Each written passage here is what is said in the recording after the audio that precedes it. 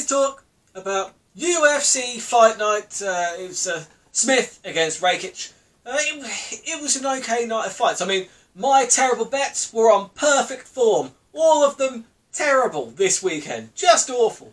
I mean, it was quite a bad week for non-starters, to be fair, both in the Formula 1. I'll get to that in another video. But I don't know how to say this. Ion Kutalabre against Ankalev. That fight's turning into Gaethje, into Tony versus Khabib, isn't it? Like, they keep on trying to rematch it.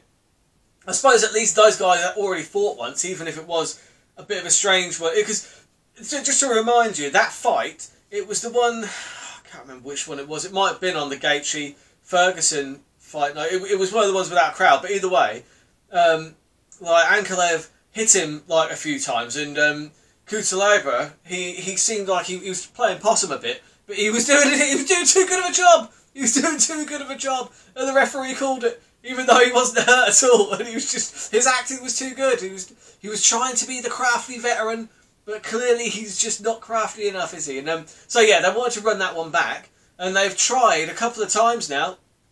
And yeah, the Brazilian Hulk has unfortunately got the Rona, so they are going to be rescheduling that one. So that was one of my first. So that was my my trebles. They were all off straight away. Brilliant. And the only one that came off really was the one that I didn't really want to come off, but it was the one that I thought the most likely outcome. I did say that it was the most likely outcome.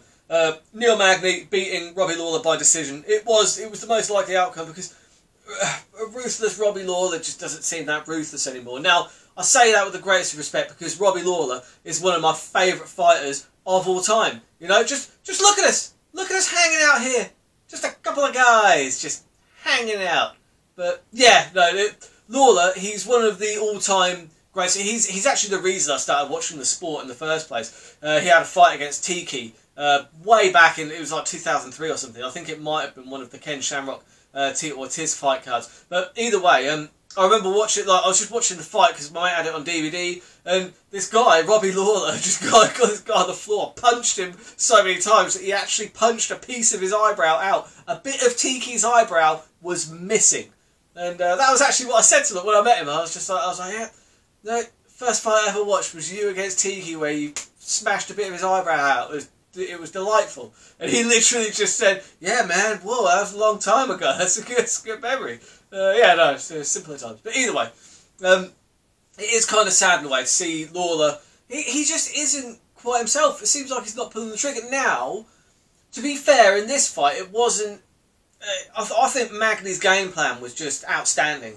Magny looked sensational. Like, I will say that. Because he fought in a way that but even in the third round when Lawler started pulling the trigger a bit, he was able to just grapple him, take him down, do what he could to keep himself in a position where he wasn't going to get finished and where he could... And to be fair, he was trying to finish Lawler, like he almost got him in a twister at one point. It was actually a pretty good fight, you know, from a technical perspective. Now, Neil Magny is a real mixed martial artist. He mixes things up well. And I've got a lot of time for Neil Magny, so, you know, there's no great shame there.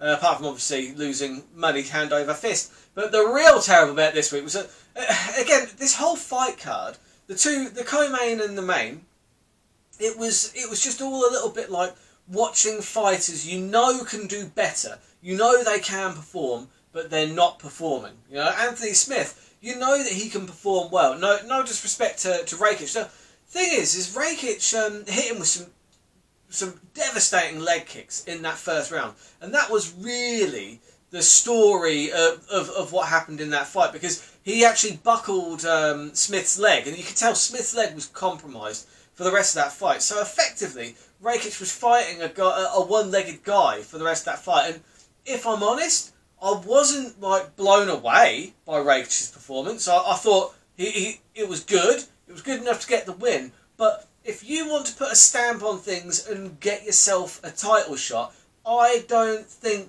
performing like that is necessarily the way to do it, unless you're just going to keep winning until you've got so many wins it's undeniable. But I didn't see anything too spectacular there. I didn't really, and I thought, with respect, he was fighting a one-legged guy for 2.5 rounds, still couldn't get the finish. It didn't look like he even wanted to get it didn't look like he was trying to finish the fight.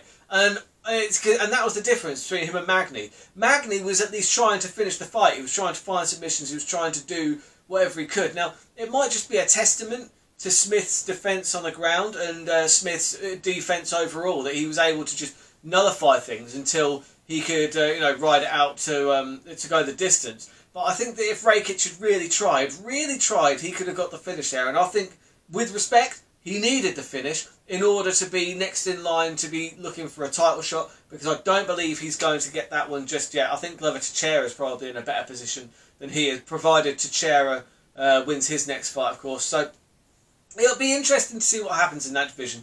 See who comes out on top of Blachowicz and Reyes there. I think I'm leaning towards Blachowicz in that one, but that's a video for another time. Yeah, so overall, the bet grades were absolutely terrible. Honourable mention to Ricardo Lamas. Ricardo Lamas looked absolutely outstanding. He showed that he's still got it. I hope he keeps fighting. I really hope he keeps fighting, because he showed that he clearly still has got it. So, right. Now it's the terrible bets done. They were all terrible. MMA news. The only thing that I've seen pop up, really, that's of real interest to me anyway, is Korean Zombie versus Brian Ortega. That's a hell of a fight. That is a hell of a fight. That's just been announced. And, yeah, I can't wait for that, because there's some real bad blood there, because I think whoever runs Korean Zombies Facebook or Instagram or whatever, basically they've been beefing. They've been beefing on the internet. They've been beefing, those two. And apparently Ortega slapped, I don't know, one of Korean Zombie's friends or something like that. But I'm sure that the UFC will put together an incredible hype video. And stylistically, this is a great fight. I think I'd lean towards Korean Zombie, but again, I'll go into more detail and we'll find out the odds closer to the time. But yeah, that's going to be a terrific fight. Also, just whilst I remember, Alonzo Menafield, the guy that looks like Uberim. This dude, he was supposed to be fighting over at St. Preux. Over at St. Preux, got the coronavirus. But lucky for us guys, now it's next week. So next week's fight card now looks absolutely insane, because you've got the beast Alonzo Menafield fighting over at St. Preux. Now, over at St. Preux, I would imagine the betting lines will be similar to what they were before. I'm leaning towards over at St. Preux with that one, because I've seen there have been problems with Menafield's gas tank in the past. So I'll be leaning to. I don't think he's got the gas tank to possibly to go the distance with over St. Preux. But this is now a 3-round fight. So yeah, interesting. Anyway, I'll still lean towards over St. Preux in that one, I think, but only because you're going to be getting some good odds on there, because Menafield's going to be such a heavy favourite. Rightly so, because he could knock him flat within a round, because he does that to a lot of people. And look at the size of the dude. Look at him. Look at him. Ridiculous. But yeah, anyway. But now, and obviously the main event of that one is Alistair Overeem against Sakai. That's going to be a great fight, because I think Overeem, he starts putting together some wins. He could be in with the title. I would love to see Alistair Overeem get another crack at the title. I would love to see him get the belt and then retire, because Overeem is a legend of the sport. You can't mention like heavyweight MMA, an all-time greats list. You have to have Alistair Overeem on that list. He's a hell of a competitor. He's always fun to watch. And this Sakai, he's pretty legit as well. I mean, he's looked good on the Contender Series. He's been knocking people out since he's been in competition in the UFC. So it's an interesting one. So because obviously Overeem's going against somebody with power, but I mean, my heart goes with Overeem in that one. Haven't seen the odds yet, but I'll be doing some breakdown videos later on in the week, and I'll be placing all the terrible bets. And until the UFC is on next week, why don't you keep those odds long and those bets terrible? I will catch you next time.